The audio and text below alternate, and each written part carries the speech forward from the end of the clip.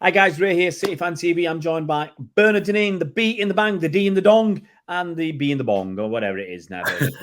We've been chatting for ages. We are on our Premier League preview show, and we're going to get straight into it. We are up to E, and E is for, it's not for excitement, it's Everton. Everton Football Club. Everton, okay, let's look at last season. They had a shocker. They barely escaped relegation. They were 2 points clear of Leicester. They finished in 17th spot. They lost 18 games. And here's a stat, Bernard. How many seasons do you think it's taken Man City to lose 18 games in the Premier League? In the league? In the league? Yeah, 4 seasons. I would suggest probably 4. Yeah. And they lost 18 games last season. Shocking. Absolutely shocking. Awful. Sorry for the fans. I mean, not that they're nicest fans, to be honest with you. I know we get on with them okay, but they're not the most friendliest of fans, in fairness, even when you see them out and about. But you have a bit of a laugh with them. It's just who they had in? Who they had in, Ray? Who they brought in? I'm going to come to that in a second. But that's what I'm asking you. That's why. No, I'm going to come to that in a second. I'm just going to say they finished the season with Sean Dyche as manager. Is he still there? Oh, I feel sorry for Everton fans. He's still there. But look, he did what he came in to do. What he came in to do was to keep them in the Premier League. They haven't replaced him then? No, they're not going to replace him. But the main thing was to keep them in the Premier League. When did they move to the new stadium? Is that next season? It's not this season because Bramley Dock, I think they started building it last season.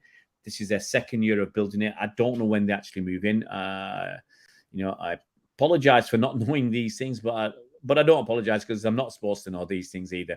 Everton went through a shocking period. Was it Lampard there? Shocking period where they just kept losing. I mean, there's a point of the season where they lost 6 out of 7 games. 6 out of 7 games. That's a terrible run. And the only game they didn't lose was a draw against Manchester City. So they lost at home 2-0 to Leicester. They lost at Bournemouth 3-0. They lost at home to Wolves 2-1. Drew with City 1-1. They lost at home to Brighton. They got smashed by Brighton 4-1. They lost at home to Southampton and they lost away to West Ham. Terrible. Then Sean Dyche came in and I actually got this. I said they'd beat Arsenal and they beat them 1-0. But it was a tough all season, tough all end to the season for Everton. And they struggled. There's no question about it. They struggled. They got 4 points from the last 2 games, which helped them get over the line to stay in the Premier League. I mean, they won that last game of the season. That helped them stay ahead of Leicester. I think if Leicester had won that game, would Leicester have stayed up? I can't remember Leicester's last game, what happened. But anyway, Everton stuck in there by the skin of their teeth. Let's look at ins and outs. Let's go. Okay, so Nkunku has gone to St. Etienne. Yeremina has been released. Andros Transden's been released. Asmir Begovic's been released. Aina Everson's been released. Isaac Price has been released. Tom Davis, surprised me, he's been released. Ellis Sims has been sold to Coventry. Samuel Smith has been sold to Chelsea. A couple of loans out. The 2 players they've got in, wow. Well, this is called the website. That's why I wanted to get to this. Ashley Young, 38 years old. Wow. Free agent. Arnott Danjuma from Villarreal is coming on loan. And that's it. That's it, Bernard. That's who Everton have got. They've got Sean Dyche, who I don't care what some people say, a very dispiriting brand of football he's playing. Can you imagine going to Bramley Dock, being in the Championship? Because that's where I think Everton are going to be after next season. So, Bernard, can you bring any cheer to them? Tell us about last season. Tell us about next season. The thing about Everton is, if they were any good, they were a bit like, if they were successful or a hint of success, a bit like Liverpool, we'd be getting the same rubbish from their fans as well, because that's in the DNA of being a Scouser. Simple as that.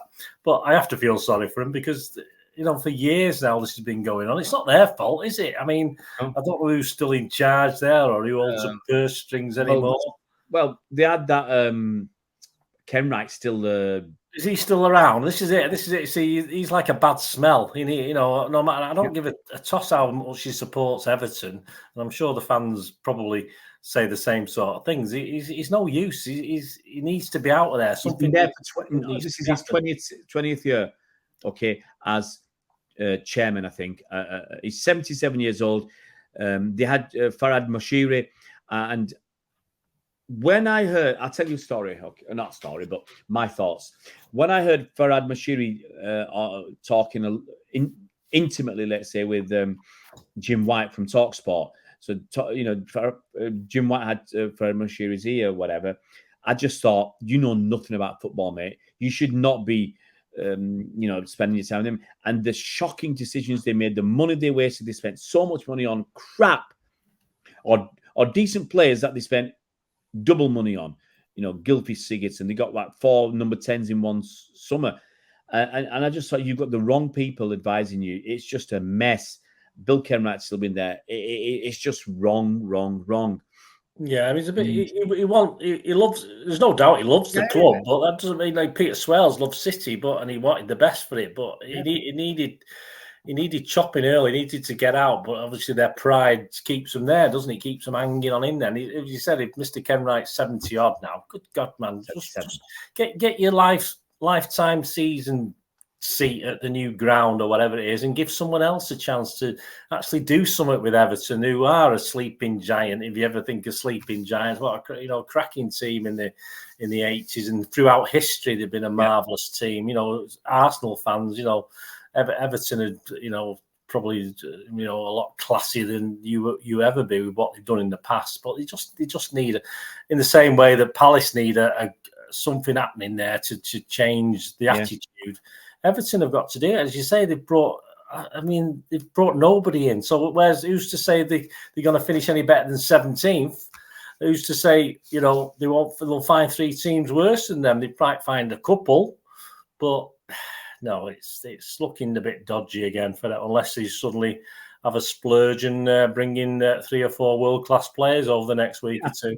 And I've got Everton down for relegation. I don't think Sean Dyche is...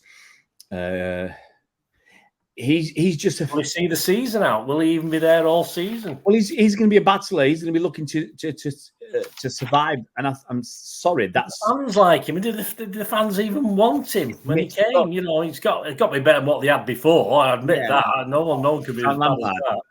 Come on, Roy Hodgson and done a similar job. Yeah. No, I'm sorry. Everton are a big club, huge club. And Everton deserve better than Farhad Moshiri. They deserve better than Bill Kenwright. They deserve better than what's his name, Sean Dyche. They deserve better. I'm saddened. I really am saddened to see where Everton are at the moment, where they've been over the last few seasons, because make no mistake about it, they got some cracking fans, okay, overall. They should be much higher than where they are. They should be fighting for cups. They should be in the big 6. They should be in the top 6, not the bottom 6. And sadly, I think this season could well be the season that sees Everton drop out of the Premier League. Part of me is sad, but part of me says maybe it's about time. Maybe it's about time that they drop out, they get rid of all the crud that's there, and they come back stronger. It's going to be horrendous if they do for them financially, if they get dropped down, because they've got to pay for this stadium. It's a terrible situation, but I just can't see any hope for Everton. Everton have been on life support for the last few seasons, and I think it's about time that life support machine was turned off, and they have to basically breathe on their own. They have to fight. They drop down, come back stronger, win some games. Come on, guys. Drop down the league, win some games, because they won 8 games last season. 8 games. They deserve better, their fans, and I hope the worm turns for them soon, and that happens. Let's try and get something a bit more positive, because it's been a bit depressing talking about Everton. We'll talk about Fulham. Fulham had a cracking season last season overall with your man Silver in charge, who I don't think was tempted eventually by Saudi Arabia. But Fulham finished in 10th. I think they dropped away a bit that season, but they were very comfortable in 10th. Let's go through some of the ins and outs. So they released Joe Bryan. They have released Cabano. Not much going on there. So not much has gone out. What's come in? Raul Jimenez from Wolves. And they got Calvin Bassey from Ajax. Now, that's not a lot. But the good thing is, not a lot has gone out. A couple of people have released that you've probably never heard of. Someone did unkindly say they may as well have picked Shirley Bassey. I think that was a bit cruel. Oh dear me, Bernard. Anyway. But a decent season last season, I think, overall for Fulham. Yeah, did very well. They had some very good performances. I think the most expensive season card in the league, so it's got to be worth watching them, hasn't it? You have to pay your money to watch them. I've given them credit; it's a nice grind. I've never been. I'd love to go, but wow! You have that few tickets. I've got no chance unless it's a New Year's Day 9 a.m. kickoff or something like that, and against with. I think Fulham, the last 13 games they fell away. In the last 13 games, they lost 9 out of 13. That put paid to any chances of Europe Conference League or anything. But they still managed to win 4 out of the last 13. So it's still, they got 30, but they only got 13 points in 13 games, which is actually enough to keep you up in the league. But that was relegation form at the end of the season. Whereas, they started the season pretty well. If you remember, they drew 2-2 with Liverpool. They should have beaten them last season. They had a good run at, again, home form, isn't it? They rely on being at the cottage, don't they, to get the points, really, I think, from what I can remember. So, again, with a bigger crowd, presumably this season, I assume they're going to put people in that stand that's been there looking pretty empty for however long. I assume they're going to actually get paying public in. And obviously, hopefully, the away will be a bit more for the away fans. Hopefully, we might have a bit more of that end, perhaps. I don't know, but they're all right. Fulham, I can't see them dropping 7 places to risk relegation. I think they'll still be okay. I like Jimenez. I know he's only cost them $6 million, so that's not bad money. Is he the one that was injured? Yeah.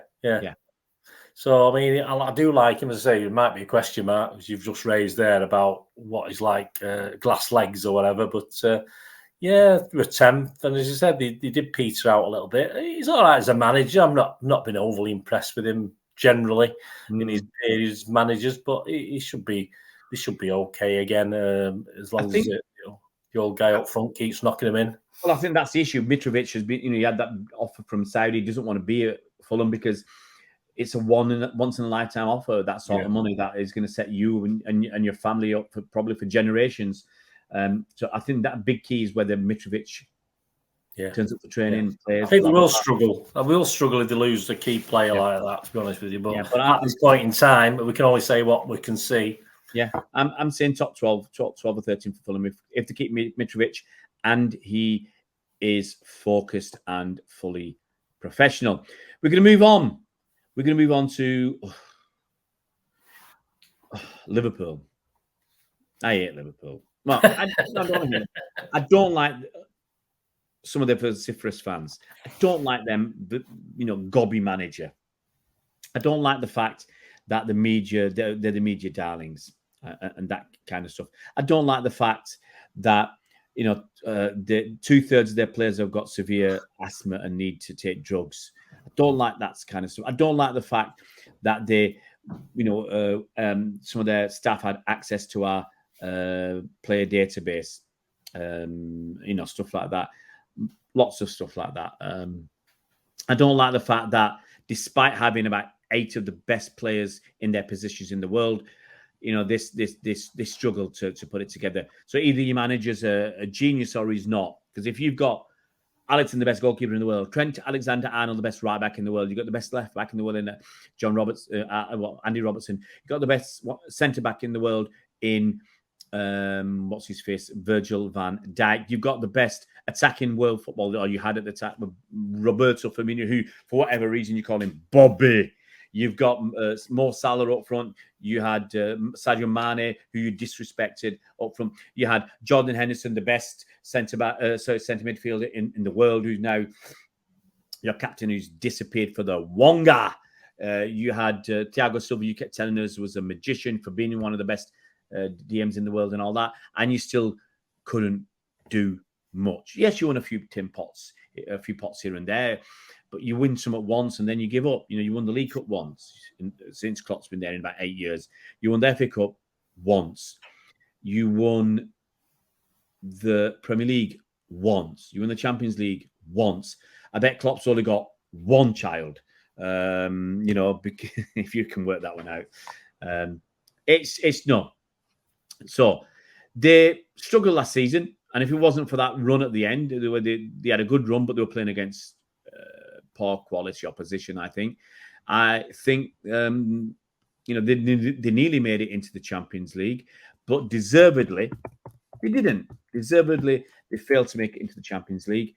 I'll go through some of their results before I go through the ins and outs, and then let you come. I'll go through some of their results. As I said, they had a cracking end to the season. After they got pumped, and they really did get pumped by Manchester City by 4-1. They went on a very good run, unbeaten for the rest of the season. They drew with Chelsea away. Well, that's pretty poor, actually. They drew with Arsenal at home. They smashed Leeds. Well, Leeds got relegated. They beat Forest 3-2. Forest should have done better that game. But a lot of these games were by 1 goal. So they beat Forest 3-2. They beat West Ham 2-1. They beat Spurs 4-3. They beat Fulham 1-0. They beat Brentford 1-0. They beat Leicester, who were relegated 3-0. They drew with Villa and they drew with Southampton. So, Bernard, how do you sum up Liverpool's season last season? A bit of a waste of time, really, again, wasn't it? I mean, fifth club, yeah. Enough. Absolute rubbish. I mean, of course, after that Community Shield victory over us, we thought everything was going to fall in front of them. We thought they were going to go on and win everything. Definitely what the Liverpool fans did. But Klopp had said, where's the final of the Champions League? Where's the final next year? Buy your tickets now, get your hotels booked now, and where? Yeah, rubbish. No, the underperform. I mean, who they brought in? Tell me who they brought in, mate. Before I go on, who they brought in? All right, they've got Alex McAllister from Brighton. Do you like him? I like him. Very good player. They lost Firmino. He's been released. Naby Keita has been released. James Milner, I don't know what they're going to do with that. I mean, he's gone. Alex Oxlade-Chamberlain. He's going to take the penalties. Oh, Salah, isn't it? Yeah, he's gone. They've got Dominic Szoboszlai, who I do quite like, from RB Leipzig. Give him credit. Well, he was quite expensive, wasn't he? He's an attacking midfielder, which is probably what they were missing, weren't they, really? They've lost Jordan Henderson. He's gone to Saudi Arabia. They lost Fabinho to Saudi Arabia. I mean, they looked out there because his legs are gone.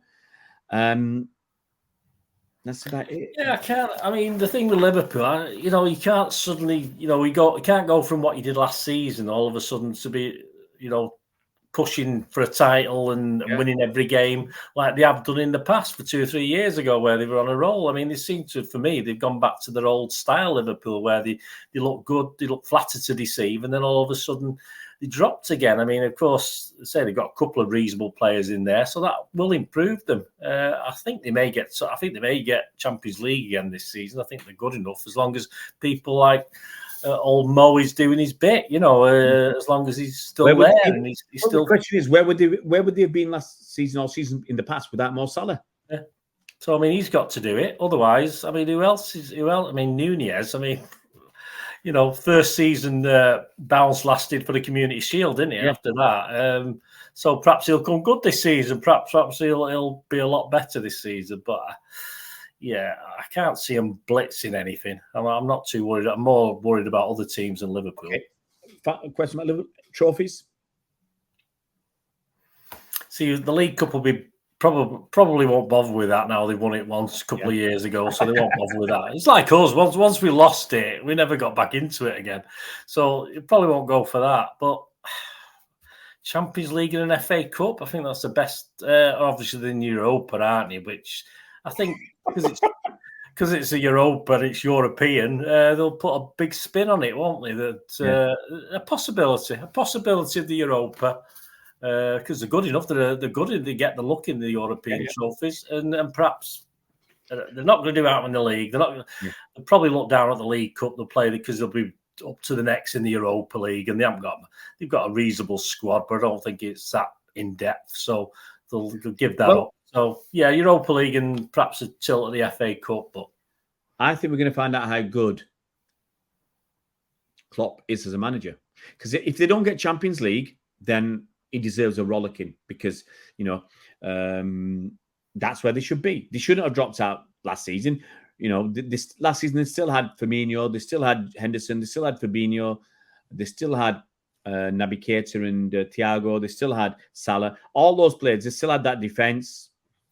They shouldn't have been where they were. So it'll be interesting to see how they start. They underperformed last season. They're going to have to pull the socks up this season. Yeah. It's simple as that. Or Klopp is one of the two. Klopp and the team.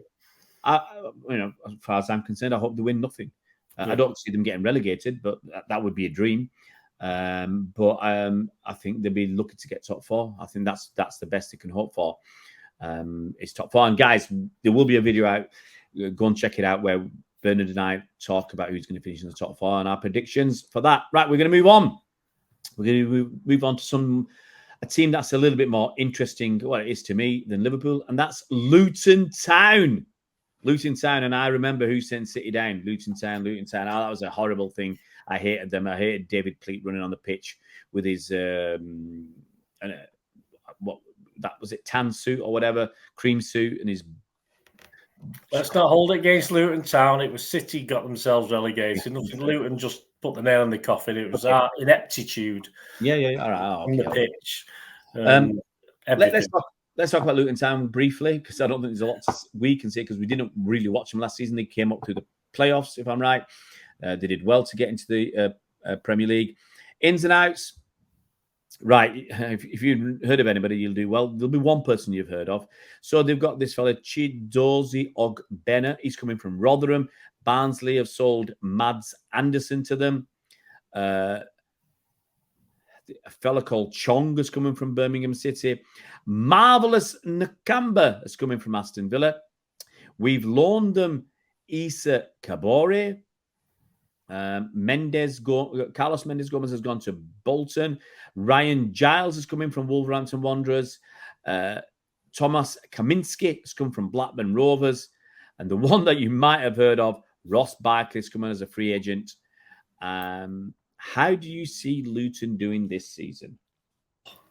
Can't see him doing anything, mate, to be fair. I mean, they might have the first season bounce, of course, but they've got a few, they've got a lot of names in there, but they're probably of all the teams, and they're even allowing for Everton's abysmal possibilities.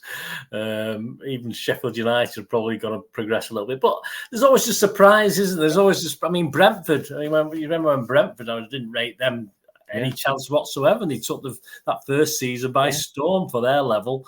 And you never know with Luton, not going to get a massive crowd behind them at Old Kennel, because you've only got a small 10,000 or whatever it holds. So it's not going to be such a force. Well, having said that, smaller grounds can be noisy. I'm sure they are. They're pretty noisy. I remember them being a big goal once back in the day, and they're fully committed. I suppose, and it's one of those things when you're near the London teams. I suppose if you support someone like Luton, you are committed, aren't you? It's simply, you won't committing, but you are dedicated to your team, which is all credit to them. But I can't see them doing anything but struggle. Yeah. I think they'll struggle, but it's going to be interesting to. Good luck to them. Good luck. As I don't hold any grudges. That's probably the first time first time City made me cry. I do remember crying over England in 1970, but I think that as a grown up, as an adult, I think that was the first time I sort of had tears in my eyes. No grudges all held with them. I don't mind. Yeah, I didn't mind 1974 when we got beat by Wolves in the League Cup. I was only 6, but I was a City fan then. Luton Town was bad because I took a lot of stick at school for that. Family, whenever there was something going on and they wanted to have a go at me, it was like, who sent City down? Luton Town. And I hated them for that, I can't get rid of that David Pleat running across the pitch. Anyway, but it's going to be very interesting, Bernard, when we get round to seeing who you say going to be relegated, because so far you've said about 5 teams are going to be struggling. So we're really interested to see who that is. Right, guys, that's the end of this particular segment. I think we've done 4 teams. We catch us for the next one, where we will start off by talking about the big boys. The big boys are in town. The champions. We'll start off with Manchester City. See you around, Blues.